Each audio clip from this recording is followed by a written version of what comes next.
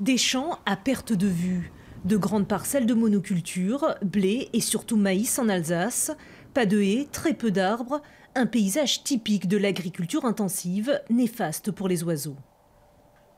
Là, vous avez aucun endroit où ils peuvent faire leur nid, donc pour les oiseaux qui nichent au sol, vous avez aucun endroit où ils peuvent construire. Ils vont pas trouver d'insectes ni de graines pour nourrir leurs jeunes et pour se nourrir. Pour eux, c'est un désert. Il y a rien, aucune vie n'est possible pour les oiseaux là-dedans. En 15 ans, les populations d'oiseaux des milieux agricoles ont diminué massivement.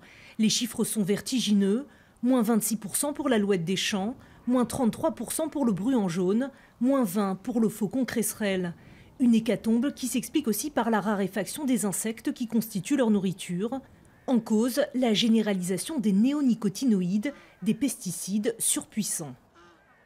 Il y a une étude allemande d'octobre 2007 qui a montré qu'il y a 80% des insectes volants qui ont disparu, effectivement, donc liés à ces insecticides, donc les néonicotinoïdes qui sont très puissants, qui sont présents dans la plante en permanence et responsables vraiment de la dégradation et de la disparition des insectes.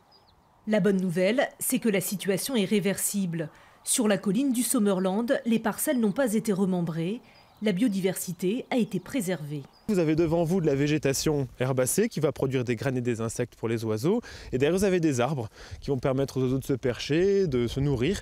Donc là, en face de vous, vous avez un site qui est le gîte et le couvert.